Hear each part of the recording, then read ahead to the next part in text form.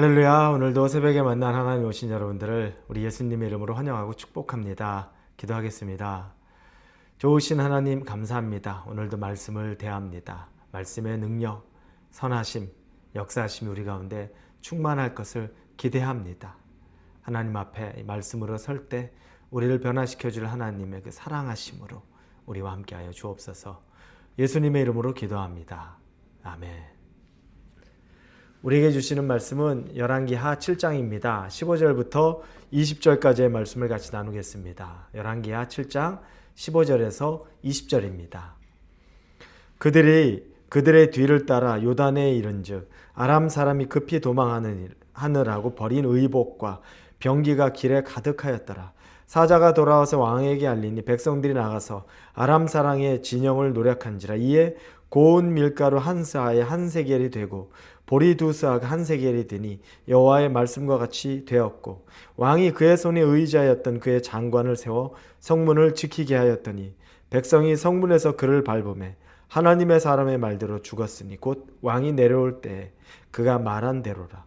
하나님의 사람이 왕에게 말한 바와 같으니 이르기를 내일 이맘때 사마리아 성문에서 보리 두 스아를 한 세겔로 매매하고 고운 밀가루 한 스아를 한 세겔로 매매하리라 한즉, 그때 이 장관이 하나님의 사람에게 대답하여 이르되 여호와께서 하늘에 창을 내신들 어찌 이 일이 있으랴 하며 대답하기를 내가 내 눈으로 보리라 그러나 그것을 먹지는 못하리라 하였더니 그의 장관에게 그대로 이루어졌으니 곧 백성이 성문에서 그를 밟음에 죽었더라. 아멘. 믿는 우리에게 믿음의 문제는 가장 중요합니다.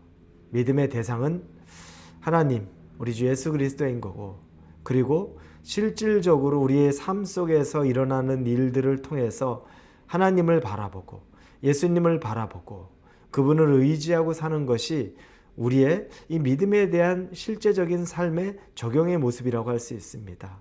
왜냐하면 나 하나님 믿습니다, 예수님 믿습니다 말하는데 현재의 실제적인 삶 속에서 그 믿음이 나타나지 못할 때, 그때 우리는 내 믿음의 현주소를 정확하게 보게 되는 겁니다.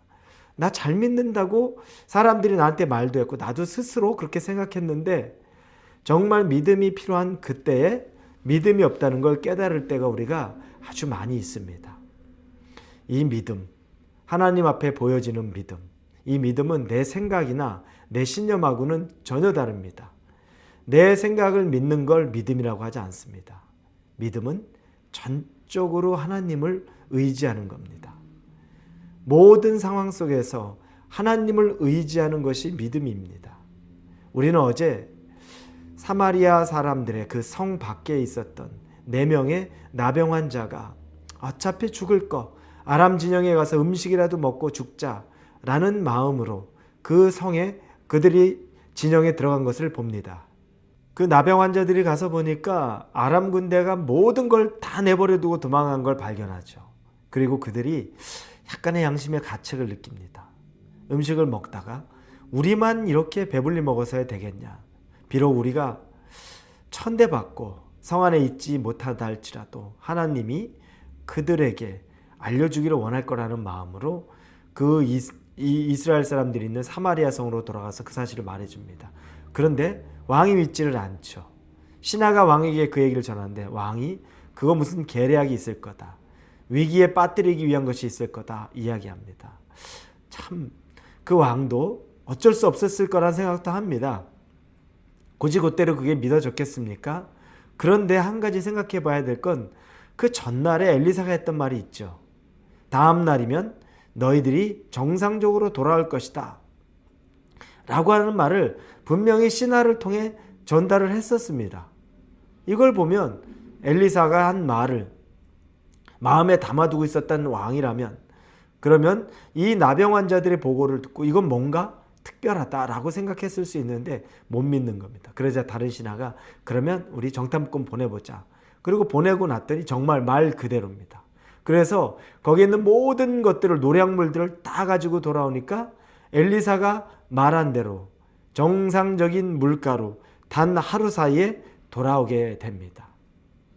그 왕이나 그리고 그 신하나 참 부족했던 사람들이지만 그러나 여전히 하나님은 하나님의 일을 하셨던 거죠.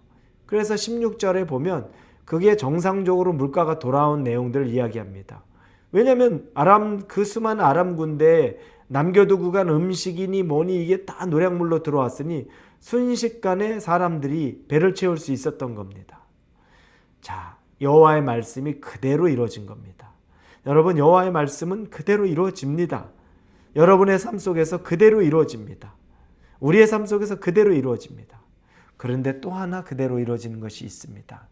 그것은 이 신하, 왕에게 청해받던 신하가 엘리사의 말을 듣지 않고 믿지 않고 하나님이 하늘에 창을 낸다고 한들 하루 사이에 이 일이 가능하겠느냐라고 하는 불신의 말을 했었죠. 그때 엘리사가 그럽니다. 내가 말한 하나님의 일을 보기는 할 텐데 그걸 먹지는 못할 것이다. 죽을 것이라는 것을 예언한 겁니다.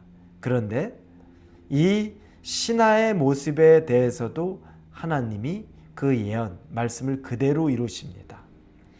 하나님, 엘리사의 말을 조롱했던 신하, 그 사람에게도 하나님이 그 말을 한 대로 하나님께서 또 믿음 없는 것에 대한 심판을 하신 겁니다. 응답을 하신 거죠.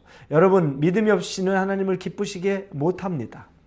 하나님께 나아간 자는 반드시 그가 계신 것과 또한 그가 자기 자신을 찾는 자들이심을 믿어야 할지니라는 히브리서 11장 4절의 말씀. 믿음이 없이는 하나님을 기쁘게 못한다는 겁니다. 기쁘게 못하는 것을 넘어서서 믿음이 없는 것에 대한 심판까지도 있었습니다. 그 신하는 믿음이 없었죠. 자기의 생각만 있었습니다. 앞서 말한 대로 우리의 생각 중요하지 않습니다. 하나님의 생각이 중요하고 하나님이 무엇을 하실지가 중요한 것뿐이지 내 생각이나 내가 가늠하는 거나 내가 예측하는 건 하나도 중요하지도 않고 정확하게 맞아떨어지지도 않습니다. 그 신하는 그 심판을 받았습니다. 왕에게 아무리 신임 받으면 뭐합니까? 왕이 아무리 그 신하 신임하면 그 신하 뭐하겠습니까? 하나님의 신임을 받지 못하면 모든 게 다 소용없습니다. 하나님으로부터 인정받지 못하면 다 소용없는 게 바로 우리의 믿음이라는 겁니다. 하나님은 그 신하의 믿음 없음을 인증하신 거죠. 그의 말을 들음으로 그대로 인증하셨고 거기에 심판을 내리셨던 겁니다. 사랑하는 우리 홀리웨이브 성도 여러분, 해가 뜨기 직전에, 동트기 직전이 가장 춥다고 말합니다. 그리고 동트기 직전이 가장 어둡다고 말합니다. 그래서 그 동트기 직전에 추위와 어둠 속에 있으면 도대체 해는 뜨나? 이제 진짜 새날은 밝은가? 너무너무 의아할 만한 상황이죠. 그런데 그때만 지나면 해가 뜨기 시작하고 온도가 올라가기 시작한다는 겁니다. 이와 같은 일이 여러분의 삶에 혹시 있는 건 아닙니까? 춥고 어둡습니까? 그러면 지금이 가장 춥고 가장 어둡다면 동트기 직전의 삶일 수 있다는 겁니다. 이때 다른 것 아니라 하나님 잘 의지해 보십시오.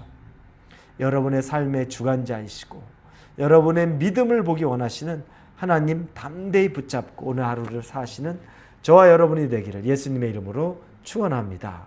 기도하겠습니다. 하나님, 믿음이 없어서 부끄럽습니다. 우리에게 충만한 믿음을 주옵소서.